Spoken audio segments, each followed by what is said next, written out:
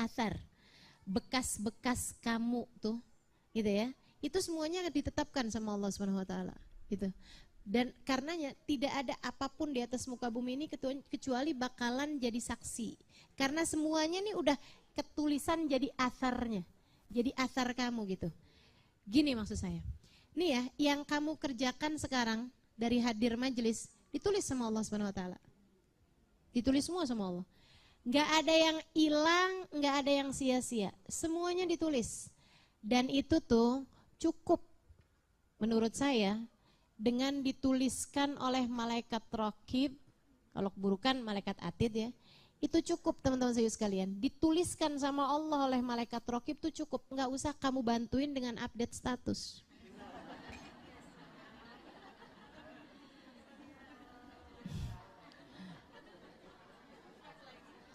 Sholat duha kamu udah ditulis sama malaikat raqib atid, dah nggak usah kamu bantuin malaikat raqib dengan saya ringankan dah dengan saya taruh di Instastory. Kali-kali malaikat raqib lupa. 7:00:7:15 duha time. Kelakuan siapa tuh? Kenapa kamu gituin? Meringankan beban malaikat raqib. Gak usah. Udah cukup, inna nahnu nuhil mauta wa naktubu ma qaddamu wa atharhum. Athar yang apa? Nih kamu hadir di sini nih. Nih, tanah yang kamu pijak, pintu yang kamu masuk, jalanan yang kamu lewati. Semuanya jadi asarmu untuk nanti datang di hari akhirat menjadi saksi kebaikanmu. Menjadi saksi kebaikanmu. Makanya saya sampai pernah dengar bahwa majelis-majelis ilmu tuh udah kecatat siapa yang duduk di situ. Dari sebelum majelis ilmu itu jadi majelis ilmu. Masih jadi tanah itu udah kecatat teman-teman. Udah tertulis siapa yang nanti yang akan duduk di majelis ilmu ini, siapa yang bakal ngajar, itu udah dicatat tuh. Udah dicatat. Siapa yang ngaji, siapa yang datang awalan. Siapa yang datangnya telat. Iya kan? Emang kenapa Ustaz kalau datangnya telat? Ya nggak apa-apa, mungkin ada alasannya ya kan. Ya kalau ada alasannya ya insya Allah, walaupun telat juga nggak kurang-kurang pahalanya insya Allah. Itu sebabnya teman-teman saya sekalian, nih saya sekedar cerita ya. Cerita sih, kalau cerita yang bagus nggak pernah sekedar sebenarnya. Itu sebabnya teman-teman saya sekalian, kabarnya dulu tempat dari Darul Mustafa tuh pondok pesantren Habib Umar bin Hafid yang bangun, yang laki-laki namanya Darul Mustafa. Nah saya belajar itu di bagian perempuannya namanya Darul Zahra. Itu Darul Mustafa itu dari zaman masih nggak ada papa di situ, masih rawa-rawa. Itu ada salah satu wali min auliyaillah sekitar 30-40 tahun yang lalu. Itu udah ada yang datang ke sana, saya nggak inget namanya. Mohon maaf ini ya. Salah satu dari waliullah yang tinggal sekitar 30-an tahun yang lalu. 30 tahun sebelum Habib Umar bikin Darul Mustafa. Itu udah ada yang datang ke sana dan itu masih rawa-rawa teman-teman. Dia kemudian sholat sama murid-muridnya. Sama beberapa orang murid-muridnya datang berkunjung ke daerah tersebut. Namanya daerah Maula Aidid. Itu ya. Beliau kemudian sholat 2 rakaat di satu tempat. Kemudian beliau bilang, ini nanti bakalan jadi masjidnya. Habis itu terus beliau jalan lagi gitu kan. Terus beliau sholat lagi 2 rakaat. Terus beliau bilang ini nanti akan menjadi pondok pesantrennya. Beliau jalan lagi kemudian beberapa puluh meter gitu ya, berapa ratus meter. Kemudian beliau sholat lagi di satu tempat. Kemudian beliau bilang ini akan jadi tempat tinggalnya. Tempat tinggalnya Habib Umar bin Hafid. Itu dari sebelum, bahkan dari sebelum kelahirannya Habib Umar teman-teman. Kakeknya kakeknya Habib Umar bin Hafid namanya Habib Salim. Jadi Habib Umar itu Umar bin Muhammad bin Salim. Kakeknya Habib Umar bin Hafid jauh sebelum kelahiran Habib Umar tentu saja itu pernah bilang bahwa akan lahir seorang anak dari cucu saya, dari anak saya, gitu ya, ulama gitu kan. Ya bakhat man adrak zamanu walau yawman wahidan. Beruntung orang yang pernah berguru dengan beliau walaupun cuma satu hari. Beruntung orang yang berguru sama beliau walaupun cuma sehari. Walaupun ketemu sama cucu saya nanti itu walaupun cuma sehari itu akan menjadi orang yang beruntung gitu. Itu jadi wali-walinya Allah Subhanahu wa taala itu bahkan sebelum kelahiran mereka itu para ulama-ulama udah pada tahu gitu. Orang-orang soleh tuh udah pada tahu, teman-teman saya sekalian. Bahkan yang bakal jadi tempat tinggalnya itu udah tahuan gitu. Udah ketahuan dari sebelum kelahirannya wali tersebut. Habib Ali Habsyi alaihi ridwanallah itu sampai dengan beliau beberapa tahun sesudah beliau jadi ulama besar, itu ya ada seorang waliullah dari sebelum itu beberapa puluh tahun sebelumnya. Itu beliau tinggal di Mekah, tiap kali ada orang dari Sewun datang, itu beliau nanyain, udah ada belum ulama namanya Ali Habsyi? Udah lahir belum ulama namanya Ali Habsyi? Tiap tahun. Sampai ketika muncul Habib Ali Habsyi, orang baru bilang, iya udah ada tuh. Ada Ali bin Muhammad Al-Habsyi. Nah, itu dia tuh. Itu dari sebelum kelahirannya, teman-teman. Karena memang tempat-tempat semuanya itu bisa gitu kan, menuliskan apa yang orang lakukan di dalam tempat tersebut. Gitu. Nah, kalau kemudian jadi sesuatu hal yang sangat hebat, jadi cahaya yang sampai terus naik ke atas. Cahaya itu kadang-kadang dari sebelum keberadaan orang tersebut sudah dikasih sama Allah Subhanahu wa taala. Makanya waktu Nabi Muhammad Isra Mi'raj, itu kan Nabi Muhammad itu ada diberhentiin di beberapa tempat suruh sholat 2 rakaat. Nabi kan pakai transit tuh. Waktu minal Masjidil Haram, minal Masjidil Aqsa, itu ada beberapa transitnya. Nabi Muhammad berhenti satu tempat, sholat 2 rakaat Rasul. Tempat apa ini wahai Jibril? Hada Bethlehem. Ini adalah Bethlehem, tempat lahirnya Nabi Isa. Ada lagi Nabi Muhammad sholat gitu. Ini apa wahai Jibril? Turi Sina. Ini adalah Bukit Sinai. Haitu kallamallahu Musa, di mana Nabi Musa bincang-bincang sama Allah Subhanahu wa taala. Nah, ada tempat sebelum itu Nabi Muhammad suruh turun, kemudian sholatlah di sini wahai Nabi Muhammad 2 rakaat. Nabi Muhammad sholat di sana 2 rakaat, Nabi Muhammad nanya, tempat apa ini wahai Jibril? Kelihatan terang dari atas langit sana sehingga kita semuanya turun di tempat ini. Tempat apa ini wahai Jibril? Hadhihi Thaibah haitu fihal muhajarah.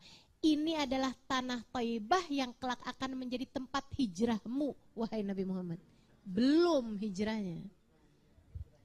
Itu udah cahayanya udah ada dari zaman itu. Hijrahnya belum, teman-teman saya sekalian. Gitu ya. Wa naktu ma qaddamu wa atharhum. Athar. Nah, tempat di atas muka bumi ini yang paling mulia itu adalah Arafah. Salah satunya selain daripada makam Nabi Muhammad tentu saja ya. Itu adalah tanah Arafah. Pada tanggal 9 Dzulhijjah. Dia menjadi tempat yang sangat bernilai hanya pada tanggal 9 Dzulhijjah. Artinya kalau kamu pergi sekarang-sekarang nih bukan tanggalnya ke Padang Arafah, ya biasa-biasa aja gitu ya. Nah, itu tanggal 9 Dzulhijjah hari Arafah. Itu ada salah satu wali min auliyaillah. Ini cerita ada di dalam kitab I'anatut Thalibin ala Syarhi Fathul Mu'in di bab haji. Boleh dirujuk di sana kalau yang suka nyari-nyari dalil. Ya, dan cerita ini juga pernah disampaikan oleh guru kami Sayyidil Habib Umar bin Hafid. Jadi insyaallah ini ya bisa dipertanggungjawabkan ceritanya. Jadi salah satu wali min auliyaillah, sesuatu orang soleh, sangat soleh, dia berhaji 33 kali haji. Tiap tahun dia pergi haji. 33 kali haji. Kita 33 tahun mendaftar belum tentu haji. Beda banget ya. Haji 33 kali haji. Sesudah dia pergi 33 kali haji, dia ngerasa kalau itu adalah kayaknya haji terakhir dia gitu. Orang soleh kan suka punya firasat untuk beliau kayaknya meninggal dunia tahun itu gitu ya. Akhirnya sudah 3 kali 3 haji itu, dia doa pas waktu di Mina ya, udah pas hari-hari terakhir gitu kan. Dia bilang gini, ya Allah, dia bermunajat, ya Allah, saya sudah haji 33 kali haji. Ya Allah, satu haji yang terbaiknya buat saya. Pilihin deh pokoknya yang terbaik dari haji 33 kali itu, yang terbaiknya buat saya ya Allah. Yang satu buat ibu saya, yang satu buat abah saya. Sisanya berapa tuh? 30. Jadi 33 kali haji, di akhir 33 kali haji itu dia ngerasa itu adalah haji dia yang terakhir. Dia bilang, ya Allah, satu haji di antara 33 ini yang terbaiknya pilihkan buat saya, satu buat ibu saya, yang satu buat bapak saya. Yang 30 kali haji sisanya ya Allah, saya sedekahin buat orang yang kau tidak terima hajinya. Ini doa antik juga nih. Dia bilang, saya sedekahin ya Allah buat siapapun yang hajinya tidak engkau terima. Dia tidur, malam harinya dia mimpi. Dia serasa mendengar suara gitu ya. Dia bilang, waman yujud ala man khalaqal jud. Mana nih dia nih orangnya nih? Yang sok-sokan mau dermawan kepada yang maha dermawan. Itu kan kayak mau nyumbang sama Allah. Kan gitu kan, ya Allah siapa aja yang kau nggak kasih, nggak terima hajinya, kau nggak tetapkan dia hajinya, kau nggak terima gitu, ya Allah terimalah hajinya dengan haji saya ini. Gitu. Siapa nih orangnya yang mau sok-sokan dermawan kepada yang menciptakan kedermawanan? Tidakkah dia tahu Allah telah menuliskan siapa saja yang akan wukuf di Arafah, dan telah menuliskan bahwa mereka terampuni dosa-dosanya sebelum menciptakan Arafah 2000 tahun lamanya. Jadi teman-teman, Arafah tuh sebelum diciptakannya Arafah, tanah Arafah 2000 tahun, itu Allah udah tulisin siapa saja yang akan wukuf di Arafah tanggal 9 Dzulhijjah sampai akhir zaman. Mau kamu usaha kayak gimana, sampai sembunyi di ban pesawat, kalau nggak ketulis, nggak bakalan nyampe. Mau kamu udah usaha segala macam bentuknya usaha, mau bayar berapa, mau nyogok kemana, mau datang ke kedutaan, ya. Kalau belum kecatet, bakalan nyampe di sana, nggak akan nyampe. Sebaliknya, walaupun kamu nggak usaha apa-apa, kalau udah ketakdiran namamu ditulis tahun sekian ada di padang Arafah, bakalan nyampe juga. Bakalan nyampe teman-teman, bakalan nyampe. Jadi gak usah khawatir. Semuanya wa naktubu ma qaddamu wa atharahum. Athar tuh ada semuanya gitu. Ini tempat mana yang kamu dudukin hari ini itu semuanya bakalan ketulis. Ada semuanya catatannya itu. Nanti bakalan datang di hari akhirat. Bahkan saya pernah baca dan pernah disampaikan juga oleh Sayyidil Habib Umar bin Hafid, bahwasanya jalan itu kalau dilaluin sama orang soleh, di saat dia tuh lewat sambil zikir, sambil ingat Allah gitu ya, sambil mengingat Allah, sambil ingat sama kasihnya Allah, Nabi Muhammad SAW, jalanannya berbangga sama jalanan yang lain. Ini jalan Tebet Barat Daya, Tebet Barat, apa sih ini, Tebet apa namanya? Tebet Timur, Tebet Barat, iya pokoknya dah Tebet dah gitu ya. Dilewatin orang-orang soleh, sambilan lewat, sambil yang hari ini kita mau dengerin surat Yasin nih, kelanjutannya nih, yang kemarin kan udah dibahas tuh, yang pertama sampai yang 10, ingat sama Allah, ingat sama firmannya Allah, ingat sama pembahasan, ingat tentang Allah Subhanahu wa taala gitu misalnya gitu ya. Itu jalanan itu tuh kan bangga sama jalan yang lain. Menteng dalam, sakalah lo gitu. Begitu ya.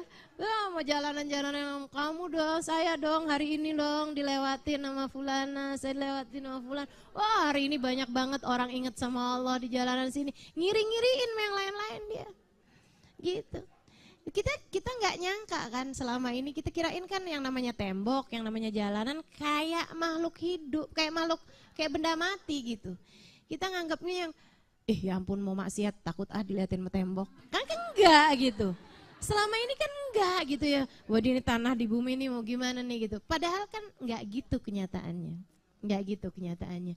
Makanya Allah SWT ketika cerita nanti ketika datang hari akhirat kan semuanya menceritakan kisahnya gitu kan. Kata Allah, "Zulzilatil ardu zilzalaha wa akhrajatil ardu." Terus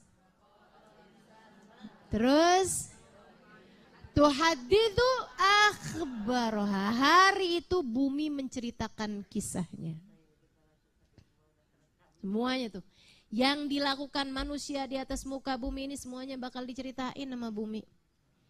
Fulan bin Fulan waktu itu ngapain di atas saya, Fulan bin Fulan waktu itu ngapain di atas saya, itu semuanya bakal jadi saksi itu teman-teman. Semuanya akan datang kepada Allah menyaksikan apa yang telah dia rekam selama ini dari atas muka bumi. Jadi jangan kamu kira ketika kamu berbuat dosa di atas sejengkal muka bumi ya, di atas sejengkal bumi ini, bumi itu sebenarnya udah bolak-balik minta sama Allah, ya Allah aku adab aja gimana nih orang. Kita gelincirinnya aja gimana nih orang. Ya Allah kesel banget nih orang nih, ampun kayak enggak, aduh mabok mulu nih kerjaannya nih. Ini orang zina mulu nih di atas saya nih, ya Allah. Saya ini khosaf gimana tuh? Khosaf tuh di gitu. Tiba-tiba keisep dalam bumi itu. Ya, disedot sama bumi itu. Kayak kejadiannya Korun. Kayak Korun tuh, gitu kan, diisep bumi teman-teman. Itu bumi tuh bolak-balik tuh. Saking aja sama Allah dibilangin, kata Allah, tungguin siapa tahu ntar dia taubat. Tungguin siapa tahu ntar dia taubat. Makanya kalau kamu taubat, kalau kamu lagi bener, itu segala tanah-tanah pada seneng tuh, pada girang. Jangan kamu kira tuh tembok-tembok sama cecek-cecek. Ya ampun, dia baik juga nih ya Allah gitu ya. Tahajud katanya si tembok. Iya tuh girang banget nih ngeliatnya, kata tanahnya gitu ya. Atap semuanya tuh pada jadi saksi. Masya Allah akhirnya nih orang gitu, pada seneng. Teman-teman sedikit sekalian yang saya muliakan, dan mereka tuh kalau orang itu tuh meninggal dunia pada sedih, pada nangis. Buminya nangis, ya kita nggak lihat lagi deh dia dah. Tempat kamu sholat, ya ampun, abis ini kesepian dah saya. Qul amantu billah, thumma istaqim. Kata Nabi Muhammad sallallahu alaihi wasallam kepada seorang pemuda yang meminta nasihat. Ya Rasulullah, ausini. Wahai Rasul, tolong nasihati aku. Kita kalau ketemu orang mulia, jangan minta duit, Bu. Kita kalau datang ketemu sama orang-orang yang kita tahu doanya mustajab, sangat soleh, hidupnya baik, apalagi jika dia adalah kekasih Allah Subhanahu wa taala. Kamu kalau berjumpa dengan ulama, jangan minta sesuatu yang duniawi. Tirulah para sahabat ketika berjumpa dengan Nabi Muhammad. Biasanya mereka meminta satu dari dua hal. Yang pertama, mereka minta doa.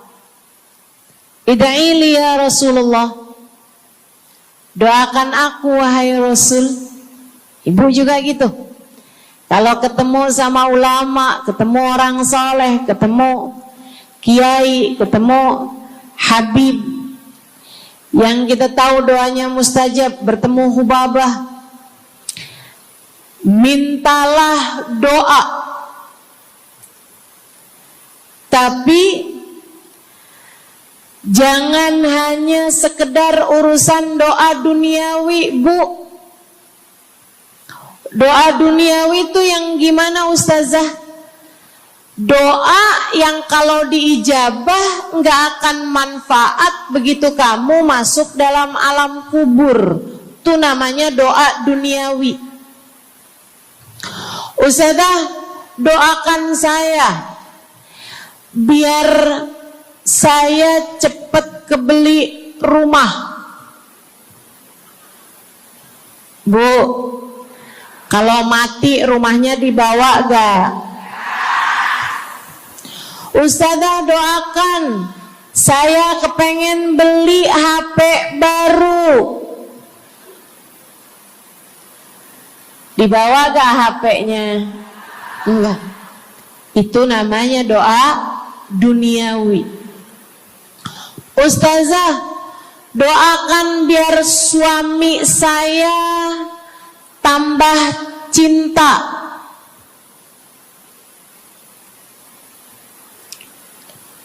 Kalau mati suaminya dibawa gak, Bu? Walaupun kamu mau, dia gak bakalan mau, Bu. Sesuatu yang sifatnya duniawi.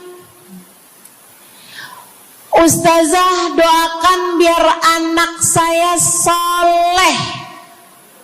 Duniawi apa bukan? Bukan. Sebab kesolehan anak akan jadi tambahan bekal bagimu ketika kamu masuk dalam alam kubur. Jadi nggak boleh nih Ustazah doa urusan duniawi atau minta didoakan urusan-urusan duniawi. Boleh, tapi jangan cuma itu. Nanti takutnya kamu nyesel. Kalau selama di dunia kamu doanya hanya untuk urusan dunia, takutnya begitu masuk dalam kuburan sudah tidak ada lagi doa yang akan Allah ijabah untukmu ketika kamu ada dalam alam kubur nanti. Sayang-sayang. Jadi kalau doa, prioritaskan urusan akhirat. Insya saya berasa banget jadi orang yang sering dimintain doa sekaligus juga sering minta doa. Saya kalau ketemu orang saleh, ketemu habaib, ketemu hubabah, saya akan minta doa, nggak pernah minta duit saya. Ida'ili ya hubabah, ida'ili ya habib. Saudaraku sekalian, sebagai orang yang sering juga dimintain doa, Ustazah doakan saya. Banyak tuh. Saya merasakan perbedaannya saat saya ada di Tarim sama ketika saya sudah pulang dan kembali ke negeri ini. Waktu saya di Tarim, orang kalau minta doa sama saya, usik berdoa, tolong ya doain saya. Saya suka tanya, doa apa? Selalu aja, hampir semuanya mengatakan hal yang sama. Ida'ili bihusnil khatimah. Doakan saya biar husnul khatimah. Begitu nyampe ke Indonesia, kalau ada orang bilang, Ustazah doain saya, biasanya lanjut tuh, doanya minta apa langsung dibilang, gak pakai tanya. Ustazah doain saya biar utang cepat lunas. Ustazah doain saya biar cepat dapat jodoh. Ustazah doain saya biar jadi orang kaya. Ustazah doain saya biar suami nggak mendua. Ya Allah, ternyata kebanyakan orang kita kalau minta doa seringnya urusan duniawi. Bukan berarti nggak boleh, boleh aja sih. Cuman takutnya begitu kamu mati nyesel kalau semua doamu selama ini adalah sesuatu yang tidak ikut kamu bawa ketika kamu mati. Kalau kita lihat para sahabat ketika mereka berjumpa dengan Nabi Muhammad, selalu saja banyak di antara mereka yang minta doa. Nabi pernah tanya, doanya apa? Macem-macem jawaban para sahabat. Ada yang begini, Harithah menjawab, ida'ili an yarzuqani Allah asyhada fi sabilih. Rasul, doakan saya biar saya dikaruniai mati syahid di jalan Allah. Ada lagi yang lain doanya, ya Rasulullah, id'ili an yarzuqani Allah murafaqatan bika ya Rasulullah. Doakan biar saya nanti di masa sesudah kematian saya, di masa akhirat nanti bisa mendampingimu wahai Rasulullah, bisa berjumpa denganmu wahai Rasul, bisa ada dalam rombonganmu wahai Rasulullah. Doa-doa yang sangat ukhrawi, doa-doa yang sangat akhirat, karena mereka sudah faham tujuan hidup sesungguhnya adalah mencari ridha Allah Subhanahu wa ta'ala. Tujuan hidup sesungguhnya adalah bergerak menuju surga Allah Subhanahu wa ta'ala. Tujuan hidup sesungguhnya adalah berpulang kepada Allah dalam keadaan Allah ridha kepada kita. Sahabat tuh minta didoakan, ama yang kedua minta nasihat. Kita juga nyontoh, kalau ketemu orang soleh, kalau ketemu ulama, kalau ketemu habaib, ketemu kiai, ketemu bunyai, ketemu hubabah, ketemu ustadzah, ketemu ustadz, minta nasihat. Selain daripada minta doa, mintalah nasihat. Hal ini dicontohkan oleh para sahabat kepada Nabi Muhammad. Datang seorang pemuda berjumpa Nabi Muhammad sallallahu alaihi wasallam. Kemudian bertanya, ya Rasulullah, ausini, wahai Rasulullah, berikanlah nasihat kepadaku ini. Nabi Muhammad tersenyum, senang, bangga, karena mengerti bahwa umatnya faham apa yang harus diminta dari nabinya. Nabi berkata kepadanya, "Qul amantu billah tsumma istaqim." Kata Nabi Muhammad, ucapkanlah, aku beriman kepada Allah, kemudian istiqomahlah kamu di jalan Allah. Nasihat Nabi Muhammad buat pemuda tersebut, nasihat Nabi Muhammad buat pemuda-pemuda umatnya sepanjang zaman, nasihat Nabi Muhammad buat umatnya baik yang muda maupun yang tua, baik laki-laki maupun perempuan, baik yang pintar maupun yang kurang pintar. Semua umatnya dinasehati sama Nabi Muhammad. Karenanya akan saya sampaikan hal ini kepadamu hari ini.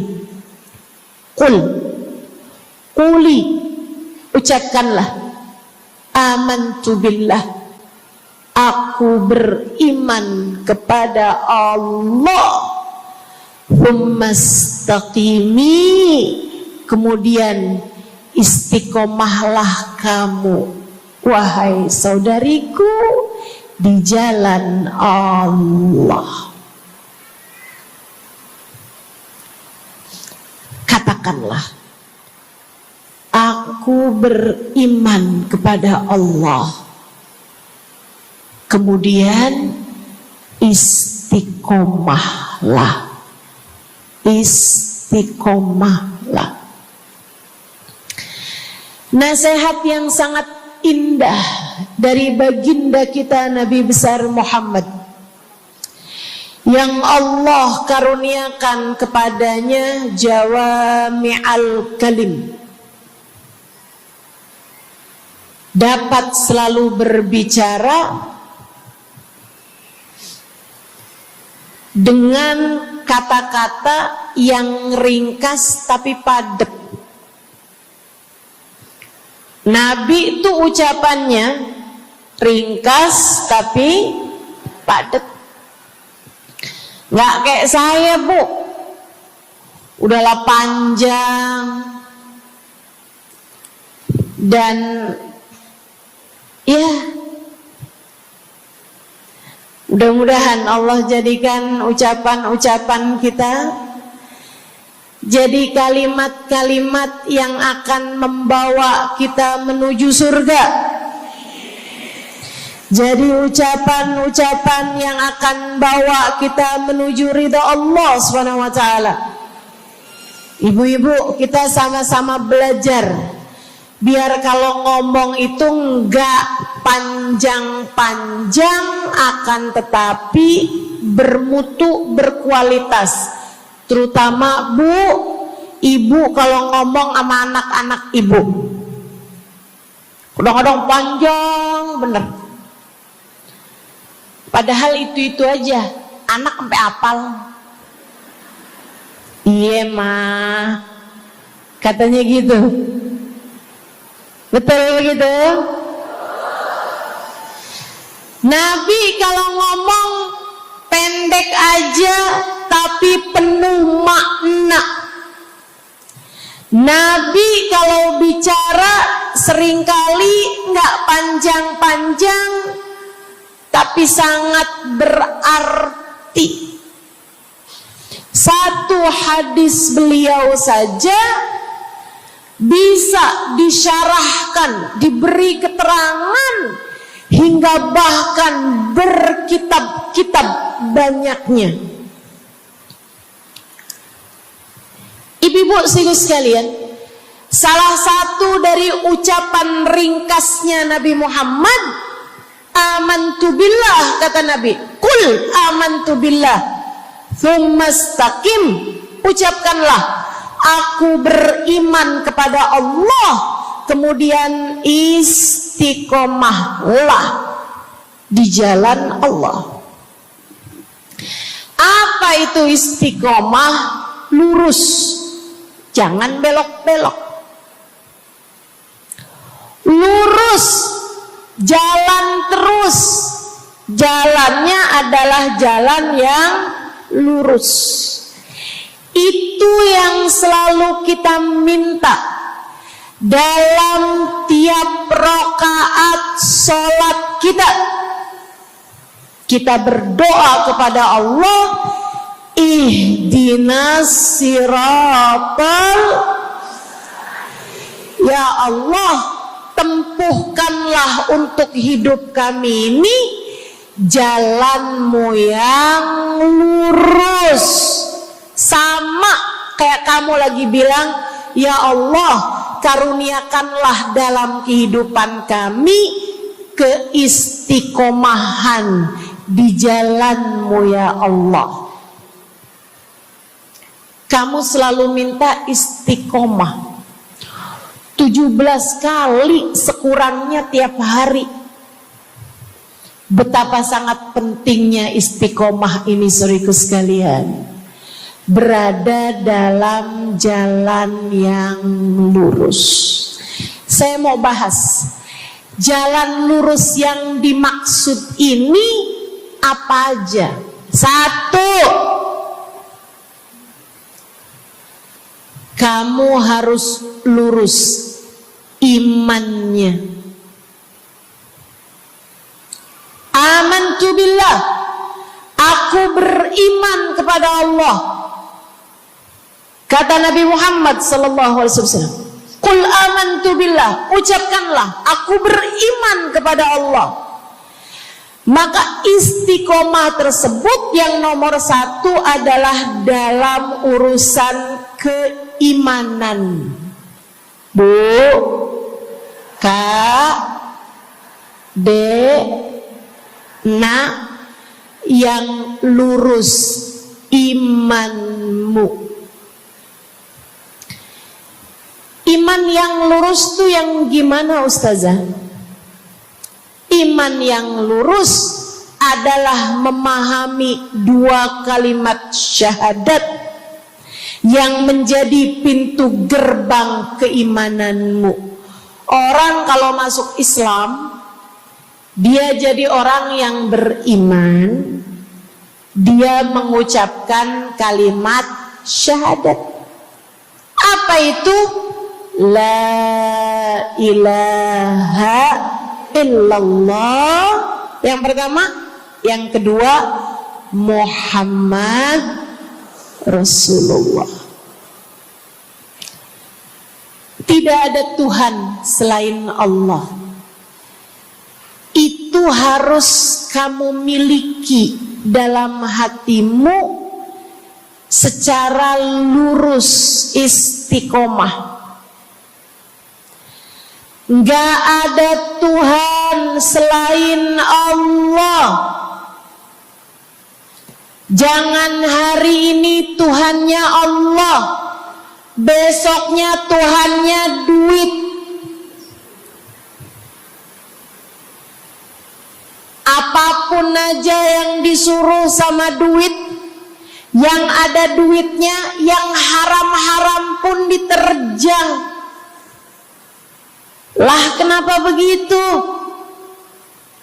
Saudaraku sekalian, qul amantu billah, ucapkan aku beriman kepada Allah, aku faham arti la ilaha illallah.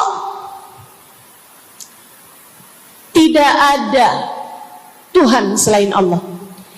Tidak ada yang mengatur kehidupan selain Allah. Tidak ada yang memberi rezeki selain Allah. Maka berimanlah kepada Allah. Kalau ada istri bilang sama suaminya, kalau kamu nanti pulang bawa duit, ahlan wa sahlan, selamat datang. Tapi kalau kamu pulang nanti nggak bawa duit, silakan tidur di luar.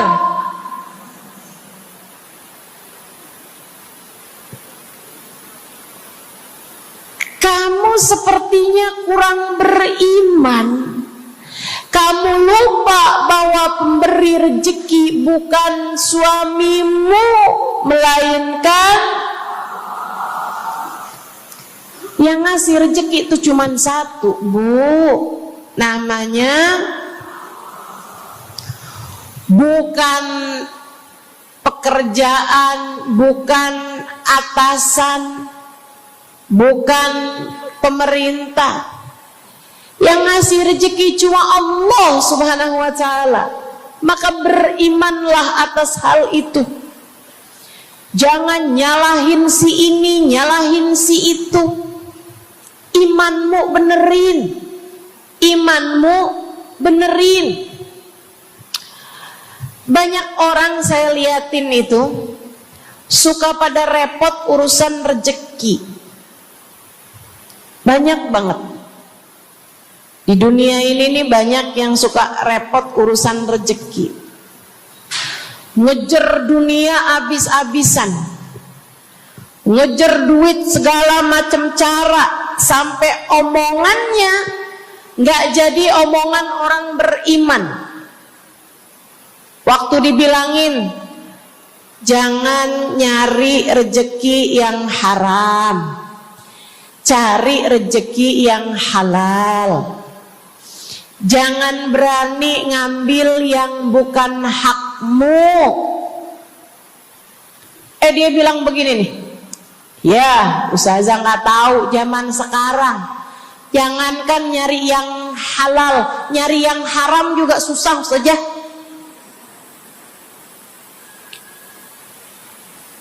Itu omongan orang nggak beriman. Kamu mesti ngerti dulu.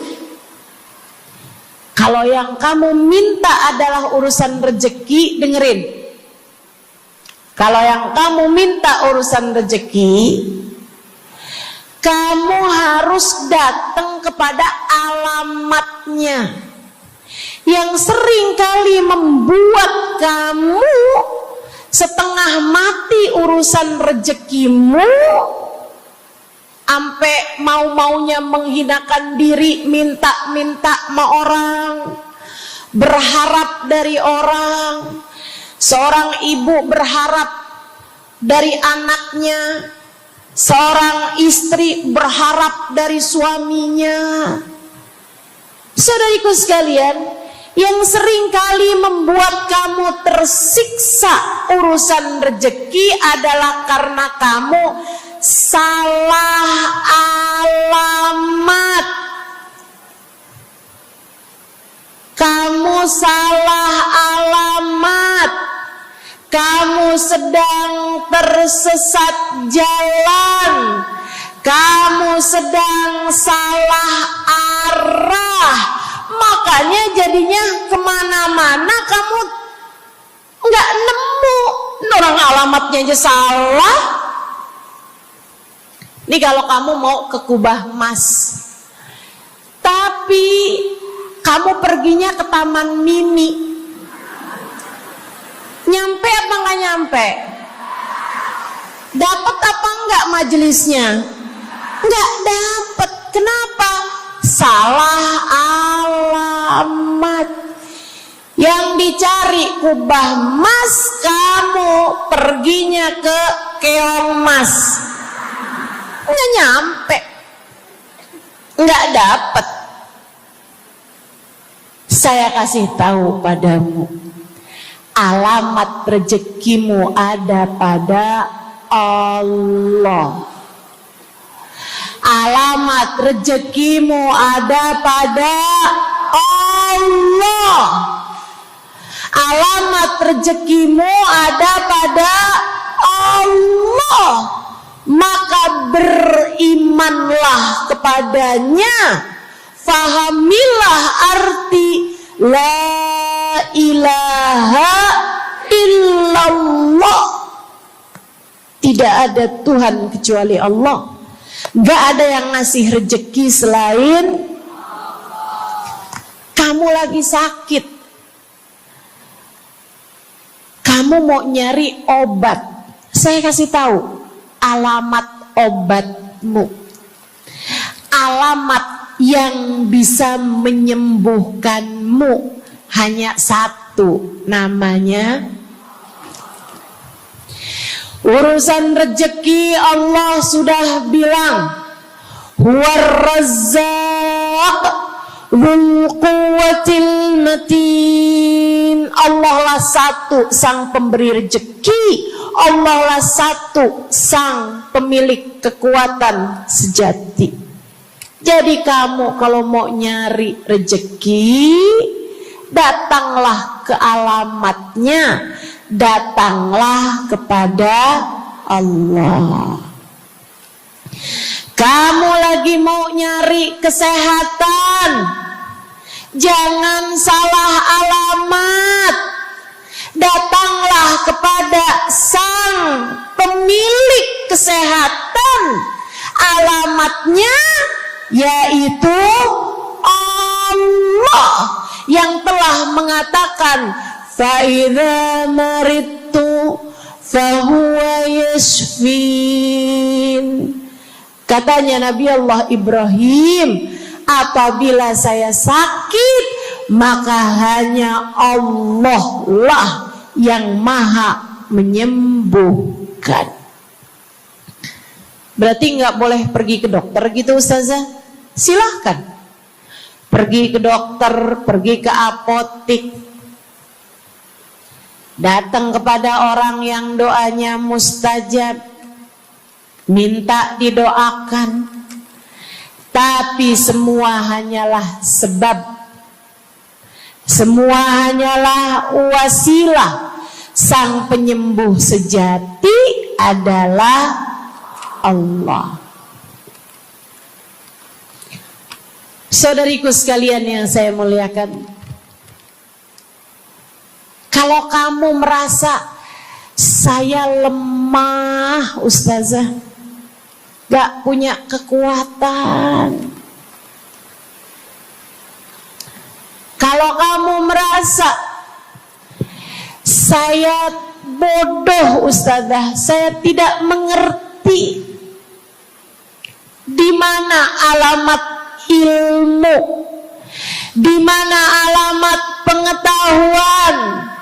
Bu, Kak, Nak, anak-anak nih yang masih lagi belajar di pondok pesantren, yang masih lagi belajar di mana-mana, saya kasih tahu padamu, alamat ilmu ada pada Zat yang Maha Satu, namanya Allamal insana malam ya'lam. Allah lah yang mengajari manusia apa yang tidak dia ketahui. Pengen dapat ilmu, datanglah kepada Allah. Pengen punya kekuatan, datanglah kepada Allah. Saya udah tua Ustazah, saya janda pula Ustazah, saya nggak punya kekuatan ya Ustazah. Kekuatanmu hanya ada pada Zat yang Maha Satu, Allah Subhanahu wa Ta'ala. Datanglah selalu padanya. Imanmu jangan biarkan ia naik turun. Imanmu biarkan ia kokoh di dalam hatimu. Jangan percaya kalau ada yang bilang kekuatan ada pada uang. Jangan percaya. Percaya hanya satu aja, kekuatan ada pada Allah. Jangan percaya orang bilang kekuatan ada pada kecantikan. Kalau kamu cantik, kamu kuat, suamimu gak akan kemana-mana. Jangan percaya, Bu. Percaya hanya satu aja, kekuatan ada pada Allah Subhanahu wa Ta'ala. Kamu takut takut terjadi hal-hal yang buruk bagimu, bagi anak-anakmu. Kamu kepengen ada yang jaga, ibu nggak usah pusing-pusing mau nyari bodyguard, nggak usah pusing-pusing mau sewa security, pengamanan, sebab sang pemberi keamanan hanya satu, namanya wallahu ya'simuka minan nas. Hanya Allah satu yang dapat menjagamu dari kejahatan manusia. Qul a'udzu birabbin nas. Katakanlah, aku berlindung kepada sang penjaga manusia, sang pemelihara manusia, sang pengasuh manusia, Allah Subhanahu wa ta'ala. Berimanlah padanya, istiqomahlah, Bu. Gak ada yang bisa bikin orang meninggal selain Allah. Gak ada. Tapi dia ditabrak orang, Ustazah. Kalau gak ditabrak dia gak bakalan mati. Kamu kebalik. Justru karena dia harus mati, Allah jadikan dia ditabrak. Jelas? Ini imannya mesti yang benar nih. Jangan kamu kira ini ada dokter malpraktek sehingga dia kemudian meninggal dunia. Jangan kamu kira karena salah minum obat dia mati. Bukan, ibu-ibu sekalian. Justru karena dia harus mati, karenanya kemudian ketemu sama dokter yang malpraktek lah, ketemu sama obat yang salah lah. Itu hanya sebab kematiannya itu sendiri. Allah udah bilang, idza jaa ajaluhum la yastakhiruna sa'atan wa la yastaqdimun. Apabila datang ajal seseorang, gak ada siapapun yang bisa memajukan barang semenit pun, gak ada yang bisa memundurkan meski sesaat sekalipun. Gak ada. Emang udah kepastiannya. Waktunya mati ya mati, Bu. Gak ada yang bisa menghidupkan, sekaligus tidak ada yang bisa mematikan selain Allah.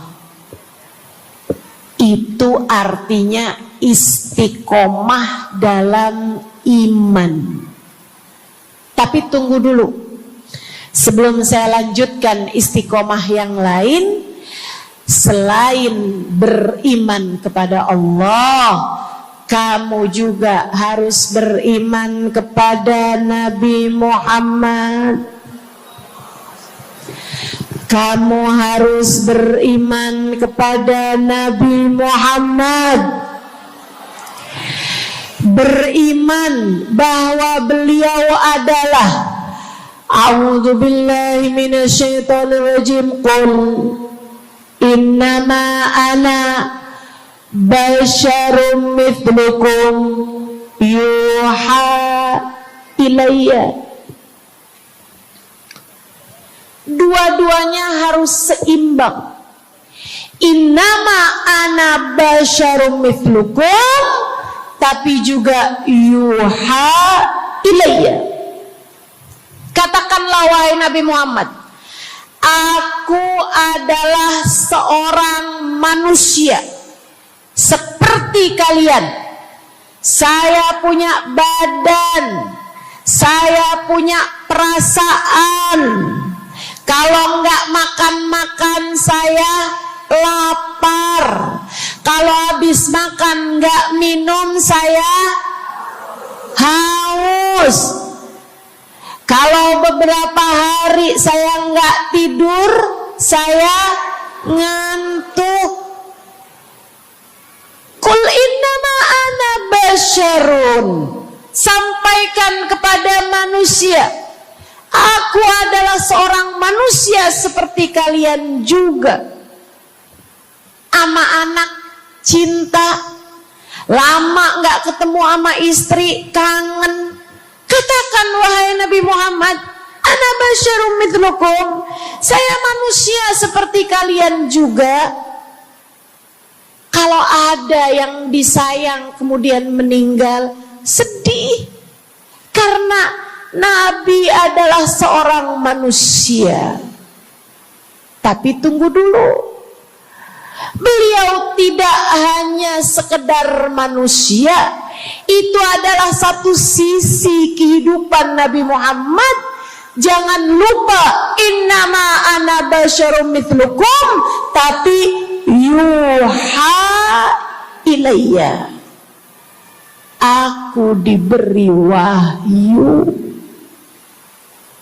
aku hamba wahyu, aku berbincang-bincang dengan Allah, kalian tidak.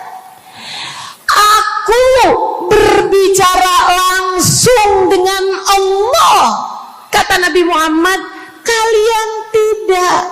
Aku dituruni malaikat Jibril, kalian tidak. Aku diberi wahyu Al-Quran 30 juz, kalian tidak barang seayat pun. Nih, kalau saya perhatikan, imannya umat manusia yang beriman kepada Allah sekalipun menjadi cacat ketika tidak beriman kepada Nabi Muhammad. Lihatin, mohon maaf, orang Yahudi beriman kepada Allah. Kamu kalau nanya sama orang Yahudi, Tuhanmu siapa? Allah.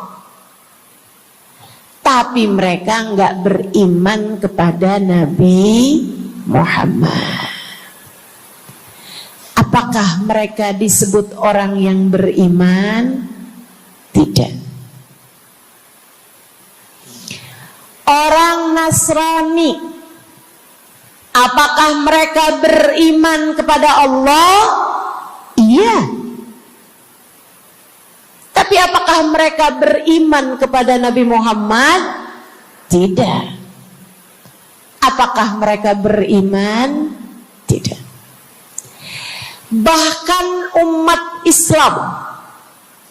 Islam ada yang mempercayai sesudah Nabi Muhammad ada nabi yang lain, namanya Mirza Ghulam Ahmad, sehingga mereka menyebut agama mereka Islam, tapi agama Islamnya pakai ada kelanjutannya, Islam Ahmadiyah. Apakah mereka beriman? Tidak. Sebab syarat iman selain la ilaha illallah juga ada Muhammad Rasulullah. Bahkan Bu, ada banyak di antara kita orang-orang yang iman kepada Allah luar biasa, tapi kalau urusan kepada Nabi Muhammad, kalau lagi diceritain Isra Mi'raj, dia bilang Nabi Muhammad tuh gak usahlah segitu amat diperayakan Isra Mi'rajnya. Nabi Muhammad tuh Isra Mi'raj cuman sekedar ruhnya aja, badannya nggak pakai Isra Mi'raj. Jadi Nabi itu orang ngelihatnya kayak tidur aja, rohnya aja yang melayang-layang. Isra Mi'raj bener, tapi rohnya aja, badannya nggak pakai pergi. Jadi kalian nggak usah berlebih-lebihan sama Isra Mi'raj. Oh kenapa gitu? Kamu nggak percaya sama Isra Mi'raj, sama badan-badannya Nabi sekalian, kamu nggak percaya, kenapa? Ya karena itu nggak masuk akal. Manusia kan nggak bisa kayak gitu. Nabi Muhammad kan manusia. Kamu lupa bahwa Nabi walaupun manusia, beliau adalah yuha ilayya. Beliau adalah hamba wahyu.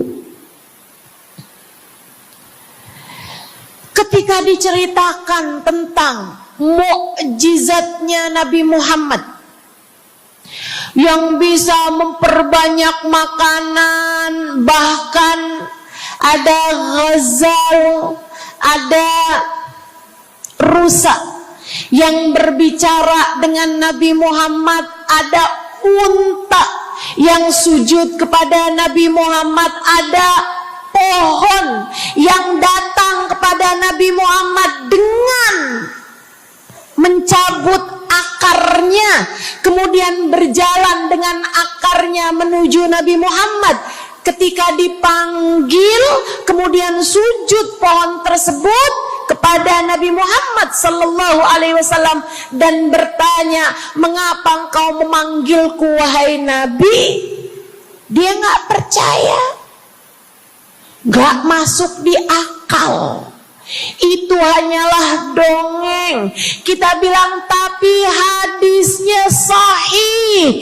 Riwayatnya Ibnu Mas'ud yang menceritakan hal itu, hingga bahkan Sahibul Burda menuliskannya. Katanya Sahibul Burda Imamul Busiri, ja'at lidakwatihil asjaru sajibatan tamshi ilaihi ala saqin bila qadami. Datang ketika dipanggil sama Nabi Muhammad pepohonan. Mereka datang dengan, mereka berjalan dengan akar-akar mereka, kemudian sujud di hadapan Nabi Muhammad. Ini tentang iman. Mereka nggak percaya. Mereka ngakunya paling beriman. Mereka ngakunya paling lurus imannya. Tapi kenapa kalau mengenai Nabi Muhammad kamu menjadi timpang? Ketika melihat orang ramai-ramai bersolawat kepada Nabi Muhammad, mereka kegerahan.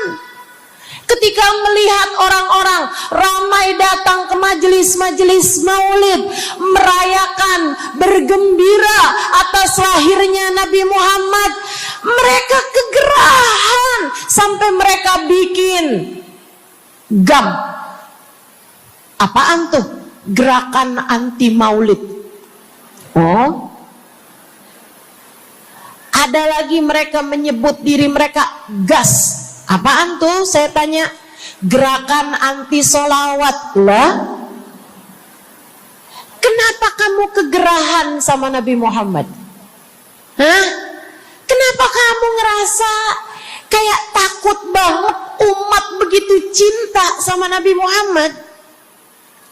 Ada apa denganmu? Kamu lupa Nabi Muhammad memang manusia, tapi qul innama ana basyarum mithlukum yuha ilayya. Jangan pernah pisahkan Nabi. Meskipun beliau seorang manusia seperti kita, tapi beliau adalah hamba wahyu. Beliau adalah hamba wahyu. Kamu gerah banget orang bersolawat sama Nabi Muhammad? Ada masalah apa sama kamu? Kamu gerah banget orang baca maulid Nabi Muhammad? Bahkan ada orang-orang yang ngaku paling Islam tapi gerah banget ngelihat orang berziarah ke makam Nabi Muhammad. Ada masalah apa sama kamu? Yang bermasalah bukan kami umat Nabi Muhammad. Yang bermasalah adalah imanmu. Sebab ketika kita diminta beriman kepada Nabi Muhammad, jangan hanya fokus kepada kemanusiaan Nabi Muhammad, fokuslah pula kepada beliau sebagai hamba wahyu. Saudaraku sekalian yang saya muliakan, istiqomah dalam iman. Beriman kepada Allah, beriman kepada Rasulullah. Cinta kepada Allah, cinta kepada Rasulullah. Cinta kepada Rasulullah, cinta kepada keluarga Rasulullah, cinta kepada sahabat Rasulullah, dan istiqomahlah dalam cinta tersebut. Jadi istiqomah menuju ridha Allah yang pertama adalah istiqomah dalam iman. Yang kedua, istiqomah dalam taat. Bu, Kak, istiqomah dalam taat. Kamu disuruh sholat,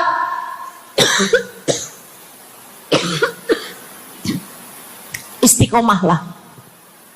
Jangan tinggal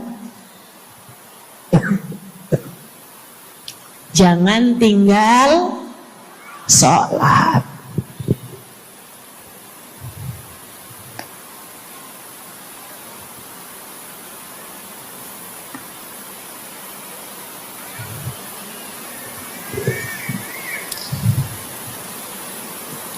Kamu diperintah buat puasa Ramadan, jangan tinggal puasa.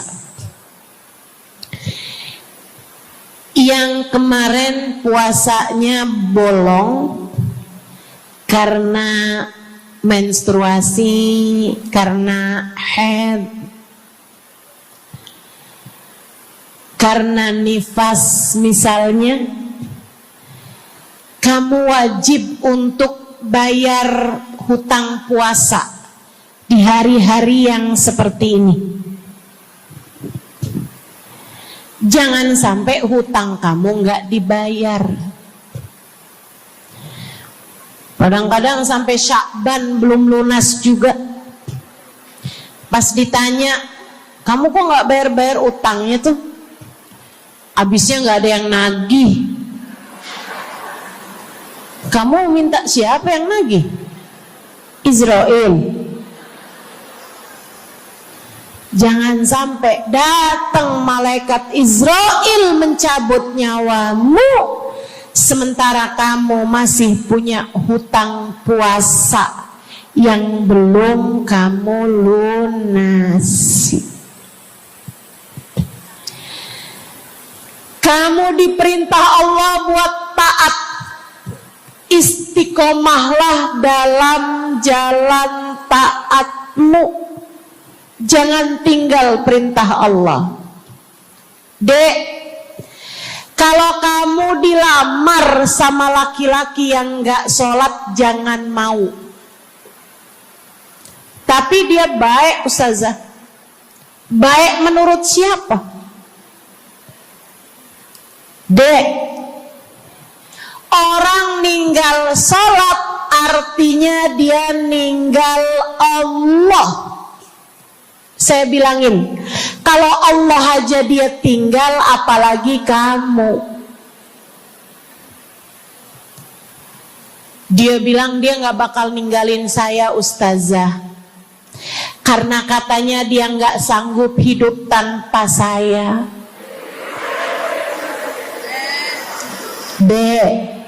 Jangan percaya. Jangan percaya. Allah aja dia tinggalin loh, apalagi kamu. Apalagi kamu. Orang yang, kata para ulama nih Bu, orang yang peringatan Allah tidak bermanfaat padanya, dia tidak akan bermanfaat dengan peringatan siapapun. Kalau lagi cinta sih dia bisa ngomong apa aja. Tapi percayalah, yang bisa ninggal Allah, dia bisa ninggal siapapun. Istiqomahlah di jalan Allah. Istiqomah di jalan Allah. Jangan berani ninggal Allah. Jangan berani ninggal salat. Jangan berani ninggal ibadah. Kenapa gitu ustazah? Karena yang pegang nasib kamu Allah. Ini nasihat abah saya yang akan saya pegang sampai kapanpun. Abah saya pernah pulang-pulang dari kerjanya, dia cerita, abah tadi ketemu sama orang yang dulu abah pengen jadi kayak dia. Dia itu dulu waktu zaman abah muda, abah kepengen kayak dia, ganteng, kaya, sehat, orang tuanya kaya, dia bisa sekolah. Abah kepengen sekolah, gak ada biayanya. Abah harus bantu orang tua buat nyari nafkah, sehingga akhirnya putus sekolah. SD aja gak tamat, kata abah saya. Serius kalian, kata abah kepengen banget jadi kayak dia itu waktu zaman abah muda. Tadi abah ketemu sama dia di trotoar. Abah kaget ngelihat dia. Kenapa, Bah? Dia sekarang gila. Jadi orang gila di trotoar. Abah pas liatin mukanya kayak kenal nih. Abah saya bilang subhanallah. Nak, abah kasih nasihat sama saya, Bu. Zaman saya SD, biar gini-gini saya pernah SD loh, Bu. Abah saya bilang, nak, ternyata hidup yang paling penting nasib. Dan ingat, nak, nasib adanya di tangan Allah. Maka kalau kamu kepengen nasib kamu bagus, jangan pernah tinggal Allah. Itu nasihat abah saya. Saya pegang terus sampai dengan sekarang. Kamu dalam hidup yang penting nasib. Yang paling penting buat anak-anak kamu dalam hidup mereka adalah nasib. Ibu, nasib. Bukan ilmu, bukan harta, bukan sehat, bukan. Yang paling penting dalam hidup anakmu adalah nasib, bukan cakep. Kamu nak dalam hidup harus cakep nak. Nanti nak, kalau zaman akhir nanti ada cara buat mempercantik diri. Pakai nak, operasi plastik, ayo nak. Filler lah, tarik benang lah, semua kerjain nak. Yang penting dalam hidup cantik. Kamu jangan sampai kayak mamah kamu ini nak. Bapak kamu buka cabang di mana-mana. Bukan. Yang paling penting bagi anakmu di hidup mereka di dunia sebelum kelak di akhirat nanti adalah nasib.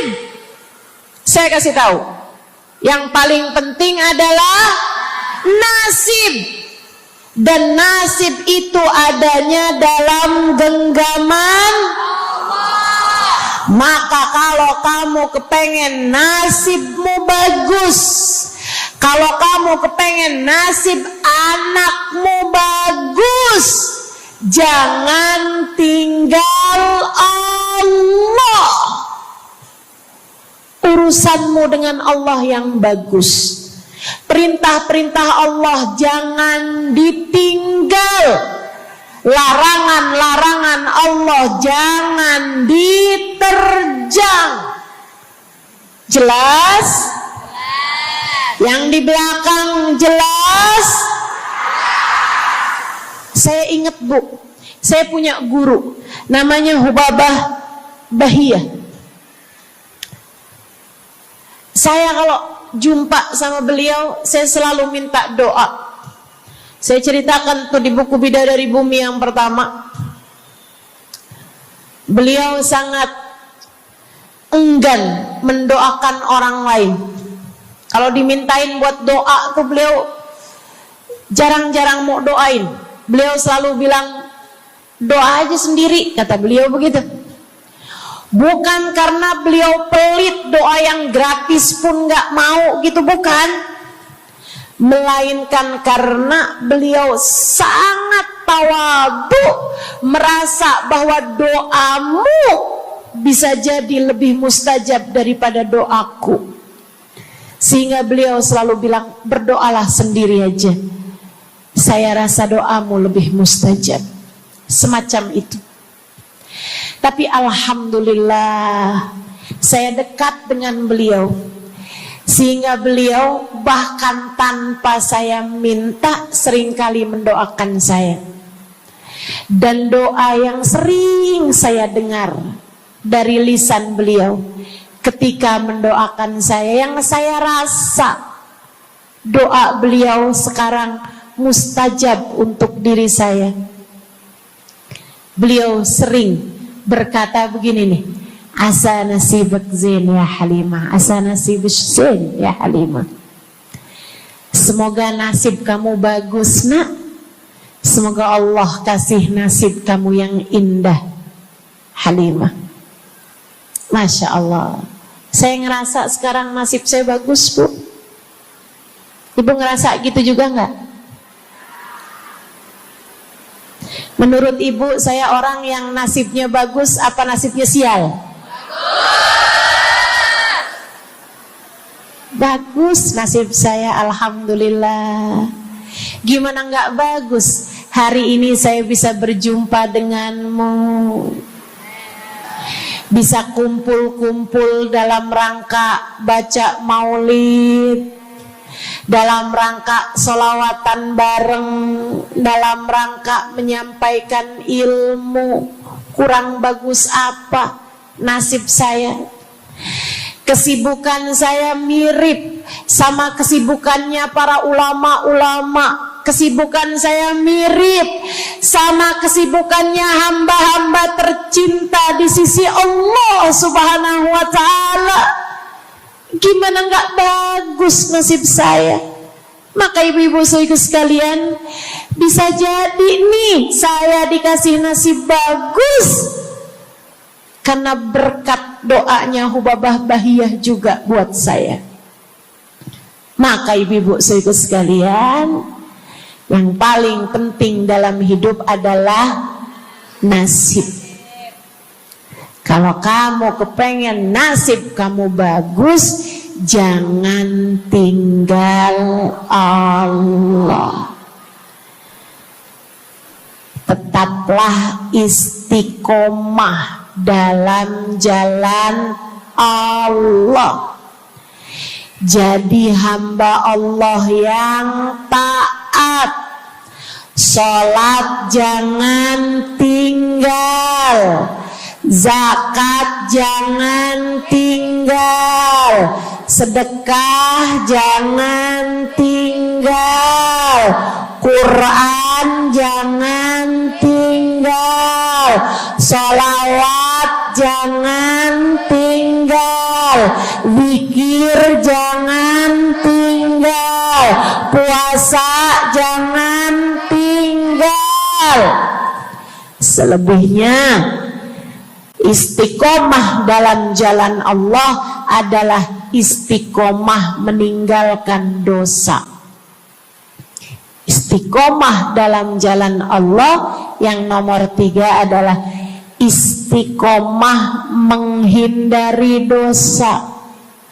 Dan kalau udah terlanjur dikerjakan dosanya, taubatin. Minta ampun sama Allah. Istighfar, ya Allah, kok saya ngerjain dosa lagi ya Allah, ampunin. Insya. Kok tadi ngomongin orang ya, padahal ngomongin orang itu dosa. Ya Allah ampunin, ya Allah ampunin. Gak pinter jaga lisan. Ampunin. Tinggalkan dosa, istiqomah dalam jalan taat, istiqomah dalam ninggal dosa. Istiqomah yang berikutnya adalah istiqomah dalam jaga akhlak. Istiqomah dengan berakhlak, beradab. Milikilah akhlak yang mulia. Sama orang tua yang bagus ngomongnya, yang bagus akhlaknya. Yang masih pada punya orang tua, jagain hati orang tuamu yang bagus ngomongnya. Jangan sampai kamu menyesal ketika ibumu, ayahmu diambil Allah Subhanahu wa ta'ala. Bu, nyesel lo nanti, dek, nyesel lo. Kalau sampai ibumu, bapakmu dipanggil sama Allah, kamu ingat-ingat, ya Allah,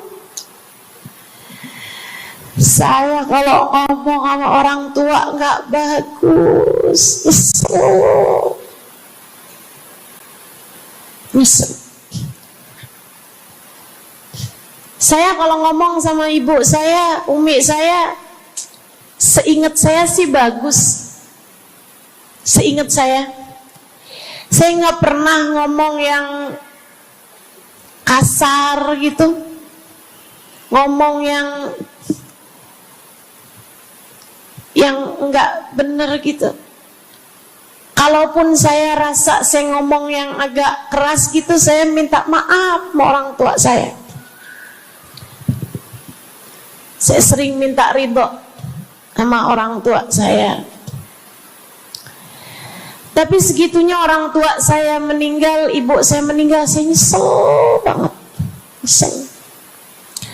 Seharusnya ada lebih banyak kalimat-kalimat indah saya sampaikan kepada beliau. Seharusnya ada lebih banyak keindahan-keindahan akhlak saya berikan kepada beliau. Seharusnya ada lebih banyak pelukan-pelukan, cium tangan saya, cium pipi saya kepada beliau.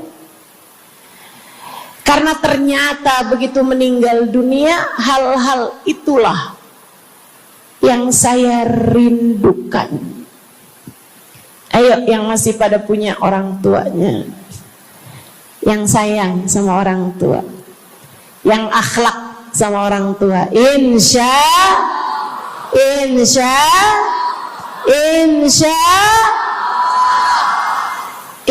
Allah.